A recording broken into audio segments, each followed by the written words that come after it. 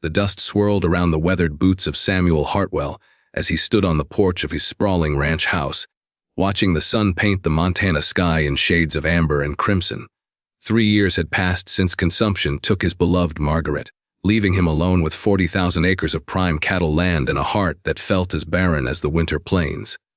At 42, Sam had built Silver Creek Ranch into one of the most prosperous spreads in the territory. But success meant little when you ate your meals in silence and slept in a bed that felt too large for one man. The ranch stretched as far as the eye could see, rolling hills dotted with Hereford cattle that grazed contentedly in the late afternoon sun. The main house, built from timber Sam had cut himself during the early years, stood like a fortress against the elements, its wraparound porch offering views of the Rocky Mountains that rose like sentinels in the distance. 20 cowboys worked his land, good men who respected him and did their jobs without complaint, but Sam felt disconnected from them all, as if he were watching his own life from a great distance. The advertisement he'd placed in the Billings Gazette had been simple and practical, much like everything else in his ordered life. Experienced cook wanted for cattle ranch. Must be able to prepare meals for ranch hands and owner. Good wages, room and board provided. Apply in person at Silver Creek Ranch, 15 miles north of Willow Creek. Sam expected grizzled men who could handle a skillet as well as they could a branding iron. Weathered souls who understood the harsh realities of frontier life. He'd already interviewed 3 potential cooks in the past 2 weeks, each one more disappointing than the last. The first had been a drifter named Jake who claimed extensive cooking experience but couldn't tell the difference between salt and sugar when Sam tested him. The second, an older man named Morrison, had shown up drunk at 10 in the morning, reeking of cheap whiskey and muttering about his glory days as a trail cook. The third candidate had seemed promising until Sam discovered him trying to steal silver from the dining room while supposedly preparing his audition meal. Sam's foreman, Miguel Rodriguez, had worked the ranch for 8 years and understood Sam's growing frustration. "Patron," he'd said just that morning, his weathered face creased with concern. "Maybe we should look in Billings instead of waiting for them to come to us. The men are getting tired of burned beans and tough beef. Cookie quit 3 months ago, and we're all suffering for it." Miguel was right, of course. The cowboys had been remarkably patient, taking turns attempting to prepare edible meals with varying degrees of success. But ranch work was hard enough without adding indigestion to the daily challenges, and morale was beginning to suffer. Sam knew he needed to find someone soon, before the situation affected the ranch's productivity. When the knock came on his door that September morning, Sam wiped his hands on his leather chaps and straightened his shoulders, preparing to interview another potential cook. The morning had started with a difficult conversation with his banker in town, where he'd learned that several neighboring ranches were struggling financially due to falling cattle prices and increased competition from larger operations. Silver Creek Ranch was still profitable, but Sam knew he couldn't afford any inefficiencies, including a kitchen that couldn't properly feed his workforce. Opening the heavy oak door, Sam found himself staring not at another rough-hewn cowboy, but at a woman whose green eyes held depths of determination that made him forget his prepared speech. She stood no more than 5.5 feet tall, with auburn hair pulled back in a practical bun beneath a worn but clean bonnet. Her dress, though faded from countless washings, was mended with careful stitches that spoke of pride despite hardship. The fabric had once been a rich blue, and though it had faded to the color of a winter sky, it was pressed and spotless. But it was the small boy hiding behind her skirts that truly caught Sam off guard. The child couldn't have been more than 6 years old, with his mother's striking eyes and hair the color of wheat ready for harvest. He clutched a worn stuffed rabbit in one small fist while peering up at Sam with curiosity tempered by caution. The boy's clothes, like his mother's, showed signs of careful maintenance despite obvious age and wear. "Mr. Hartwell." Her voice carried a musical quality despite its nervous tremor, with just a hint of an accent that suggested education and refinement fallen on hard times. "I'm here about the cooking position. My name is Emma Carson, and this is my son, Thomas." She placed a protective hand on the boy's shoulder, and Sam noticed how her fingers trembled slightly despite her composed demeanor. Sam's mind raced. His advertisement hadn't mentioned anything about families, and the idea of a woman and child on his ranch sent his carefully ordered world spinning. The bunkhouse was no place for a lady, and he'd grown accustomed to the rough language and rougher habits of his cowboys. The men could be crude and loud, especially after a long day of backbreaking work, and Sam couldn't imagine subjecting a refined woman and her child to such an environment. Yet something in Emma's eyes, a mixture of hope and desperation barely held in check, made him step aside rather than send her away immediately. Perhaps it was the way she held herself with dignity despite her obvious circumstances, or the protective way she kept her hand on her son's shoulder, but Sam found himself curious about her story. "Mom, I appreciate you coming all this way, but I'm not sure this arrangement would be suitable. Ranch life is hard, and I've got 20 men who work dawn to dusk and expect their meals hot and hearty. They're good men, but they're used to rough living and rougher talk." Sam's words came out more gently than he'd intended, and he found himself studying the way afternoon light caught the copper highlights in her hair. Emma's shoulders straightened, and fire flashed in her green eyes. The transformation was remarkable. Where moments before she had seemed almost fragile, now she radiated strength and determination that made Sam take notice. "Mr. Hartwell, I've been cooking since I was 12 years old. I can prepare meals for 50 men if needed, and I guarantee they'll be better fed than they've ever been. I can bake bread that'll make your cowboys forget their mother's cooking, and I know how to stretch a dollar further than you might think possible." She paused, glancing down at Thomas, who had emerged slightly from behind her skirts, encouraged by his mother's confident tone. "We need this job, sir. I won't lie to you about that. But I also won't let you down if you give us a chance. I've worked in mining camps and railroad towns, places where men work hard and eat harder. I know how to handle myself around rough men, and I know how to earn their respect through my cooking." The raw honesty in her voice hit Sam like a physical blow. He recognized the look in her eyes because he'd seen it in his own mirror during the lean years when he was building his ranch from nothing. Pride warring with necessity. Dignity balanced on the knife's edge of desperation. It was the look of someone who had been knocked down by life but refused to stay down, someone who would fight tooth and nail for their child's future. Sam found himself studying Emma more carefully, noting details he'd missed in his initial surprise. Her hands, though soft-looking, bore the calluses of hard work. Her posture spoke of someone accustomed to standing for long hours. Despite her obvious financial difficulties, her nails were clean and her shoes, though worn, were polished to a shine. Everything about her suggested someone who took pride in her work and herself, regardless of circumstances. Against his better judgment, he found himself nodding toward the kitchen. "Show me what you can do with what's in there. If you can make something edible out of the sorry supplies I've got, we'll talk terms." Sam led them through his house, acutely aware of how the rooms echoed with emptiness, how dust had settled on surfaces that Margaret once kept gleaming. The house had been Margaret's pride and joy, furnished with pieces they'd carefully selected during trips to Denver and San Francisco. The parlor still held her piano, a beautiful mahogany instrument that hadn't been played since her death. Family photographs lined the mantel, showing happier times when laughter had filled these rooms. Sam rarely spent time in these spaces anymore, preferring the functionality of his study and bedroom to the memories that haunted every corner. Emma surveyed the kitchen with the practiced eye of someone who could work miracles with meager ingredients. The room was large and well appointed, with a massive cast iron stove that had been Margaret's pride, but it showed signs of masculine neglect. Dishes were stacked haphazardly, and the pantry, while well stocked with basics, lacked the organization of a woman's touch. "This is a beautiful kitchen," Emma said softly, running her hand along the smooth surface of the wooden counter that Sam had built himself. "Your wife had excellent taste. These are quality fixtures that will last a lifetime with proper care." Sam felt the familiar tightness in his chest at the mention of Margaret, but Emma's respectful tone somehow made it bearable rather than painful. She loved this room, spent hours in here, especially when we were entertaining neighbors or hosting church socials. Emma nodded understanding, then rolled up her sleeves and began examining the available ingredients with professional efficiency. Within minutes, she had assessed what was available and begun planning a meal that would showcase her abilities without wasting precious supplies.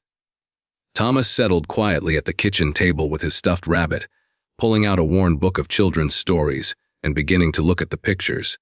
Sam noticed how well behaved the boy was, how he seemed accustomed to staying out of his mother's way while she worked. It spoke of a child who had learned early to be helpful rather than burdensome, and Sam felt a pang of sympathy for the adult responsibilities the boy had likely been forced to shoulder. Within an hour, Emma had transformed flour, eggs, and a few vegetables into a meal that filled the house with aroma Sam hadn't experienced since his wife's death. The sense of baking bread, simmering stew, and something sweet in the oven transported him back to happier times, to feelings of warmth and belonging he'd thought lost forever. He found himself drawn to the kitchen by more than just hunger, fascinated by the efficient grace with which Emma moved around the space. She worked with an economy of motion that spoke of years of experience, each movement purposeful and practiced. Her hands kneaded bread dough with rhythmic precision, while she simultaneously tended a pot of stew that was beginning to smell extraordinary. She hummed softly as she worked, a habit that seemed unconscious but filled the kitchen with gentle music that made the whole house feel more alive. "Thomas, would you please set the table for 3?" Emma asked her son, who immediately put aside his book and began carefully arranging plates and silverware with the precision of someone who had been taught to take pride in such tasks.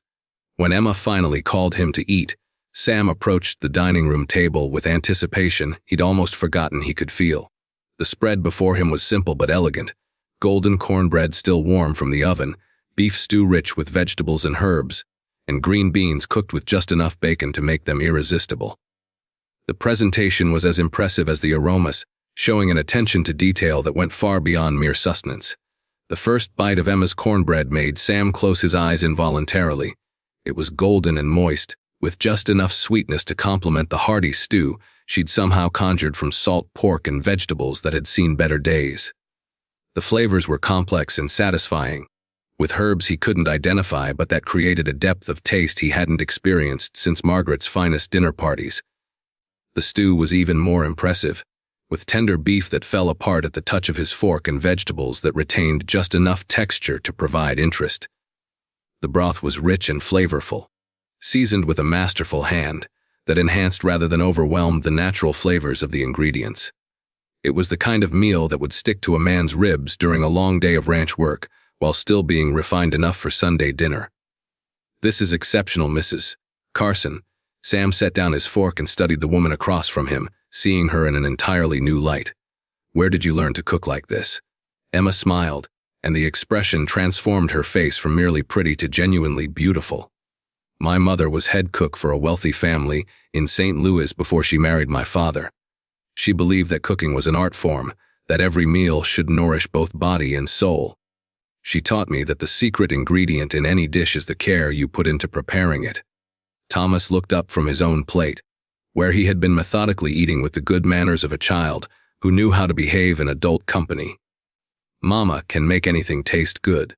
Even when we only had beans and bread, she made it taste like a feast." The innocent comment revealed more about their circumstances than Emma probably intended, and Sam saw her flush slightly at her son's unguarded honesty.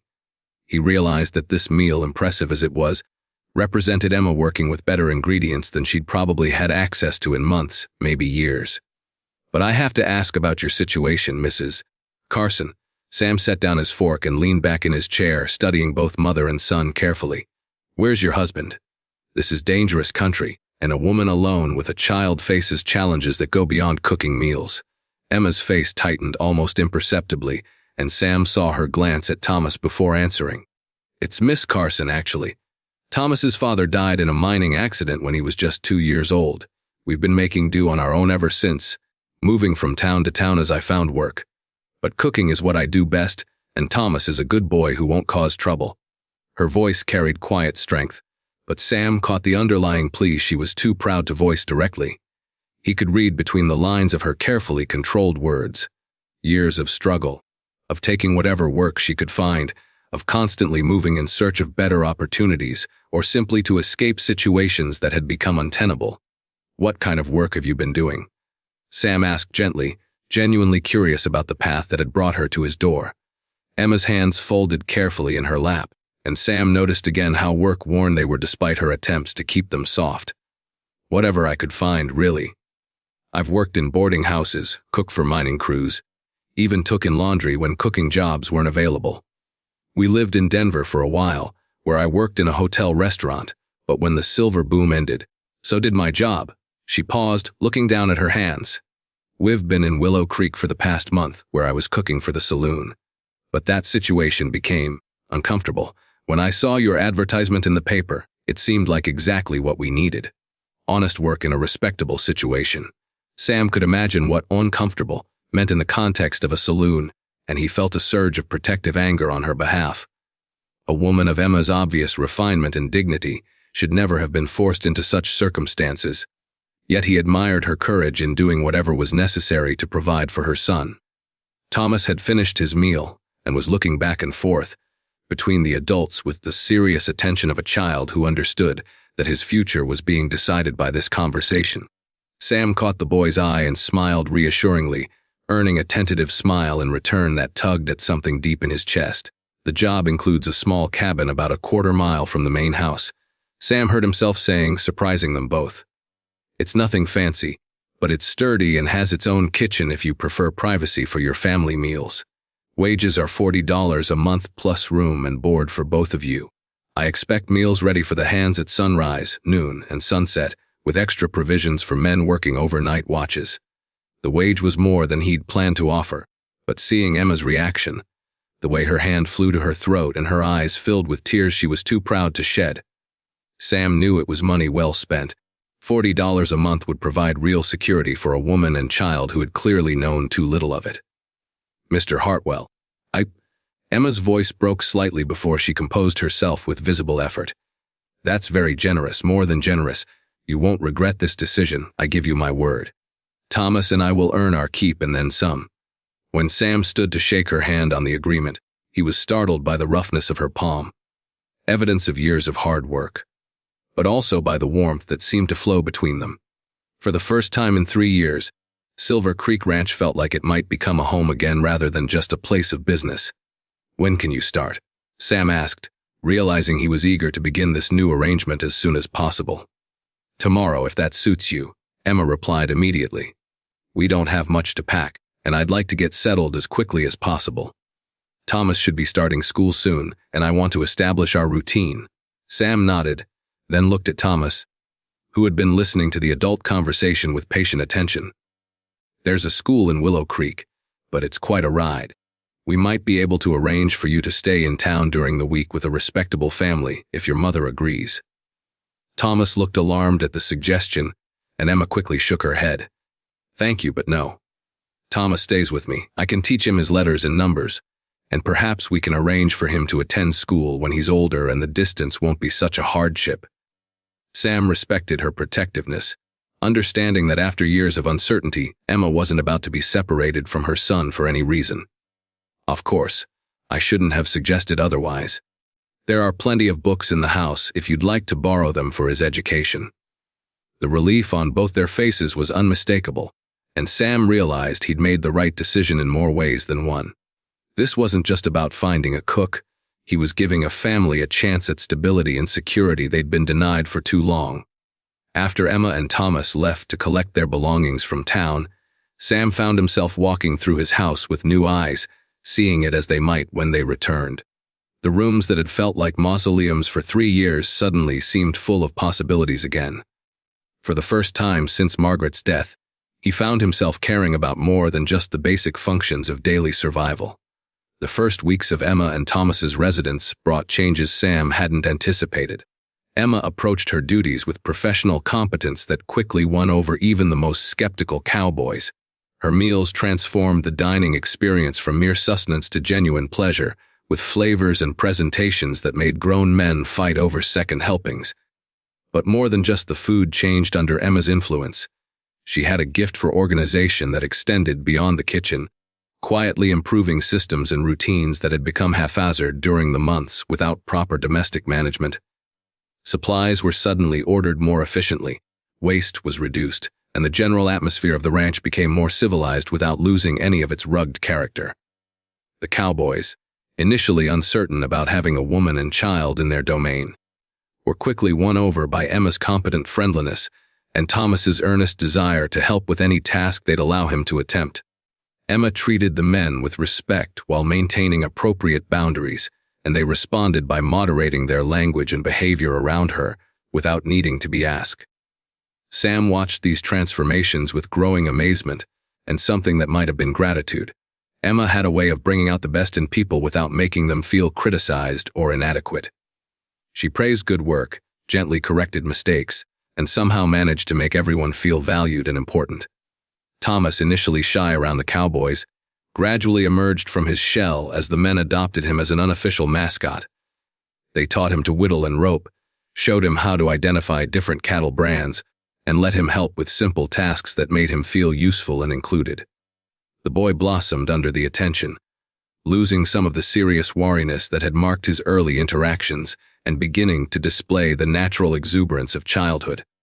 Sam found himself looking forward to meal times not just for Emma's cooking, but for the sight of her moving efficiently around the kitchen, for the sound of her laughter mixing with Thomas's giggles, for the way she unconsciously tucked stray wisps of hair behind her ear when concentrating. He began finding excuses to check on kitchen supplies, to discuss menu planning, to linger over coffee that had never tasted quite so perfect.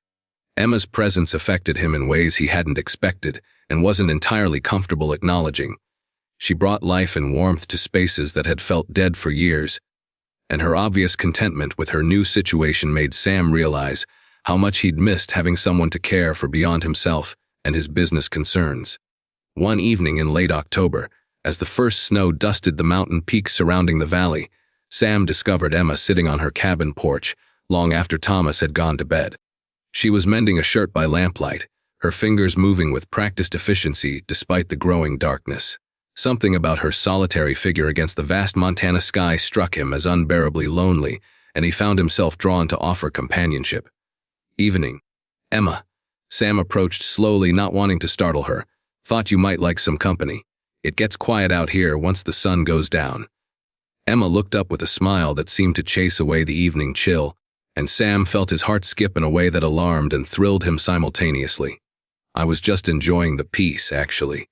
In the boarding houses where we lived before, there was always noise, always someone arguing or crying or celebrating too loudly. This silence feels like a luxury. Sam settled into the wooden chair beside her, struck by how natural it felt to share her evening ritual. The cabin Emma and Thomas occupied had been built for the previous foreman's family, and though it was simple, it was well constructed and comfortable. Emma had already begun making small improvements, adding curtains to the windows and planting a small herb garden beside the front steps. I used to find the quiet oppressive, Sam admitted, watching Emma's needle catch moonlight as she worked. After Margaret died, the silence felt like it might swallow me whole, but lately it seems more like contentment than loneliness. They sat without speaking for several minutes, watching stars emerge in the darkening sky. The comfortable silence stretched between them, filled with the distant lowing of cattle and the whisper of wind through pine trees. Sam found himself studying Emma's profile in the lamplight, admiring the determined set of her jaw and the gentle curve of her neck. "Can I ask you something?" "Sam." Emma's voice was soft, almost hesitant. "What was she like? Your wife?" Sam felt the familiar tightness in his chest that always accompanied thoughts of Margaret. But for the first time, it was mixed with something else. A desire to share memories rather than hoard them like treasures too precious for daylight. She was everything good about civilization brought to the frontier. Could play piano like an angel, quote Shakespeare from memory, and doctor a sick calf with equal skill.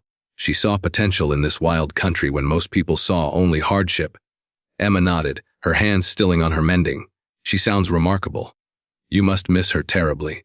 "Every day," Sam said simply. "But I'm beginning to realize that missing her doesn't have to mean stopping living. Margaret would be the first to tell me that life is for the living, not for monuments to the dead." Emma was quiet for a long moment, considering his words. Thomas's father was like that too in his way. He could find silver in rocks that looked like nothing to me, could make me believe we'd strike it rich with every new claim. He died believing tomorrow would be better than today. The grief in her voice was old and familiar, seasoned by time but still present, and Sam recognized it as his own. They were both survivors, he realized, people who had loved deeply and lost completely, yet somehow found the courage to keep building lives from the wreckage of their dreams. "Do you ever wonder what they'd think of us now?" Emma asked quietly. "If they'd approve of the choices we've made." Sam considered the question seriously, looking out over the ranch that had consumed his life for the past 3 years. I think Margaret would be glad I finally hired someone who could cook better than me. She always said my biscuits could double as horseshoes in a pinch. Emma's laughter was like music in the still air, and Sam felt something warm and forgotten stir in his chest. For the first time since Margaret's death, he found himself thinking about the future rather than dwelling in the past. "What about you?" Sam asked. "Do you think James would approve of where you've ended up?" Emma smiled, and there was genuine happiness in the expression. "I think he'd be proud that I never gave up, that I kept fighting for Thomas no matter how hard things got. And I think he'd like knowing that we finally found somewhere that feels like home." The word home hung in the air between them, loaded with meanings that neither was quite ready to examine directly. But Sam felt something shift in that moment, a recognition that what was growing between them was more than just employer and employee, more than just friendship born of shared loneliness. As autumn deepened into winter, the bond between Sam, Emma, and Thomas grew stronger despite Sam's efforts to maintain professional distance. Thomas began seeking him out for advice on everything from mathematics to the best way to approach a skittish horse. The boy was bright and eager to learn, with a curiosity about ranch operations that reminded Sam of himself at that age. Emma started saving him portions of dessert, learning his preferences without being asked, anticipating his needs in ways that reminded him uncomfortably of married life. She had a gift for reading people, for knowing when someone needed comfort or encouragement, or simply to be left alone. Her presence in his life became something he looked forward to and depended on in ways that both pleased and unsettled him. The breaking point came during a fierce December blizzard that trapped everyone at the ranch for 3 days. The wind howled like a living thing, piling snow against windows and doors until the world outside disappeared into white oblivion. The temperature dropped so low that even the well-insulated cabins became difficult to heat adequately, and Sam insisted that Emma and Thomas move into the main house for safety and warmth. Suddenly, Sam's orderly, solitary existence was filled with the sounds of domestic life he'd forgotten he missed.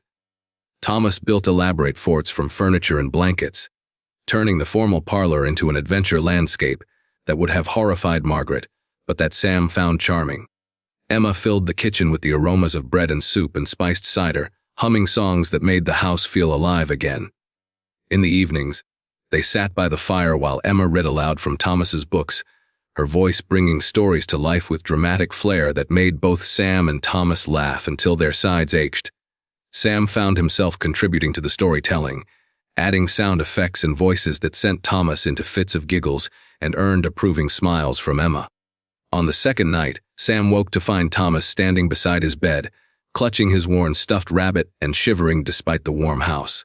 The boy's eyes were wide with the remnants of nightmare fear, and Sam's heart clenched at the sight of such vulnerability. "Bad dreams, son?" Sam sat up, automatically using the endearment that had slipped out before he could stop it. Thomas nodded solemnly, and Sam could see tears threatening to spill from his green eyes. "I dreamed the snow buried our cabin, and we couldn't find it again. That we'd have to leave like all the other times." The quiet fear in the boy's voice broke something open in Sam's chest. Without hesitation, he lifted the covers and patted the bed beside him. "Come on up here. Want to tell me about the other times?" As Thomas settled against his side with the trusting warmth of childhood, he began to recount a litany of temporary homes, jobs that ended without warning, midnight departures from towns where they could no longer afford rent. Through a 6-year-old's eyes, Sam saw Emma's struggle with new clarity, the constant uncertainty, the weight of responsibility for another life, the exhaustion of never being able to rest or plan beyond the next meal. "But Mama says this place is different." Thomas whispered against Sam's shoulder. "She says maybe we can stay here always, if we're very good and don't cause trouble." Sam tightened his arms around the boy, thinking of Emma's fierce pride, her determination to earn their place rather than accept charity. "Your mama's right, Thomas. This is your home now, for as long as you want it to be." The words carried more weight than Sam had intended, and as Thomas's breathing deepened into sleep, Sam stared at the ceiling and acknowledged what he'd been fighting for months. He was falling in love with Emma Carson, and not just with her cooking or her beauty, but with her courage, her fierce protectiveness of her son, her ability to find joy in small moments despite the hardships she'd endured. When morning came and Emma found Thomas in Sam's bed, her face went through a series of expressions: surprise, embarrassment, and something that might have been relief or longing. I'm sorry, Sam. He has nightmares sometimes when storms hit. I should have watched him more carefully. Don't apologize. He was scared and needed comfort. Any father would have done the same. The word father hung in the air between them, loaded with implications neither was ready to examine directly. Emma's eyes searched his face, and Sam wondered what she saw there. You're very kind to him. To us. I don't know how to repay such generosity. You repay it every day, Emma. With your work, your presence. The life you've brought back to this place. Sam reached out without thinking, touching her hand briefly. I haven't felt this much like myself since Margaret died. That's worth more than any wages I could pay. The blizzard finally broke on the third day, revealing a world transformed by snow into something pristine and magical. As Emma and Thomas prepared to return to their cabin, Sam stood at his window watching them pack their few belongings, and the sight of them preparing to leave his house felt like something essential being torn from his life. That evening, Sam made a decision that terrified and exhilarated him in equal measure. He put on his best shirt, the one Margaret had always said brought out the blue in his eyes, slicked down his hair with more care than he'd taken in years, and walked through the snow to Emma's cabin, carrying a bottle of wine he'd been saving for a special occasion he'd never expected to come. Emma opened the door wearing a simple green dress that brought out her eyes, her hair loose around her shoulders in a way that made Sam's mouth go dry. In the lamplight, she looked younger and more vulnerable than her usual competent public persona, and Sam felt his resolve waver at the sight of such beauty. Sam, is everything all right? Her concern was immediate and genuine, and Sam realized she was reading his nervousness as distress. I was hoping we could talk. After Thomas goes to bed, if that's all right with you. Emma studied his face with growing understanding, and Sam saw something that might have been hope flicker in her eyes. Of course. Come in from the cold. The cabin was warm and welcoming, filled with touches that spoke of Emma's determination to make any space a home. She'd hung simple curtains at the windows, arranged wildflowers in a mason jar on the table, and somehow made the sparse furnishings feel cozy rather than austere. Thomas was already in his nightclothes, and Sam spent several minutes listening to the boy's excited recounting of snow adventures before Emma finally tucked him into bed with gentle firmness.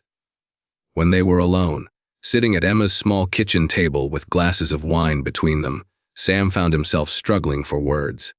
Everything he'd planned to say seemed inadequate in the face of what he actually felt. Emma, I need to tell you something, and I'm not sure how to say it without sounding like a fool. Sam took a breath that felt too shallow, his heart pounding with a nervousness he hadn't felt since courting Margaret 20 years earlier. These past months, having you and Thomas here, it's changed everything for me. Changed me. I thought I was content living in the past, holding on to memories of Margaret like they were all I deserved. Emma's hand stilled on her wine glass, but she didn't speak, giving him space to find his words. In the lamplight, her face was soft and attentive, and Sam drew courage from her patient attention. But watching you with Thomas, seeing how you've made this place feel like a home again, I realize I don't want to just exist anymore. I want to live. I want to build something new, something that honors what Margaret and I had but doesn't try to recreate it. Sam reached across the table, covering Emma's hand with his own. I'm falling in love with you, Emma. Maybe already have fallen. And I hope, you might feel something for me too. Emma's eyes filled with tears, and for a terrifying moment Sam thought she was going to reject him. Instead, she turned her hand palm up beneath his, intertwining their fingers with a grip that felt like an anchor in stormy seas. Oh, Sam. Her voice was thick with emotion, and Sam saw his own feelings reflected in her expression. I've been fighting these feelings for months, telling myself it was impossible, that I couldn't risk thinking of you as anything more than an employer. I was so afraid of ruining what we'd built here, of losing this security for Thomas. She paused, looking down at their joined hands. But you've been so kind to Thomas, so patient with my pride, so generous with your heart. I never expected to love again after James died, and certainly not someone as good as you. The relief that flooded through Sam made him light-headed. So what do we do now? I want to court you properly, Emma. I want to marry you if you'll have me. I want to adopt Thomas legally, give him my name and all the security I can provide. Emma's tears spilled over then, and Sam came around the table to gather her into his arms, marveling at how perfectly she fit against his chest, how right it felt to hold her while she cried out months of suppressed hope and fear. Yes, She whispered against his shirt, yes to all of it. But Sam, you have to understand. Thomas and I come as a package. I won't marry any man who doesn't love my son as his own. Sam pulled back to look into her eyes, his own vision blurring with unshed tears. Emma, I already love that boy like he was my own blood. He's been the son I never knew I wanted, and you've been the love I thought I'd lost forever.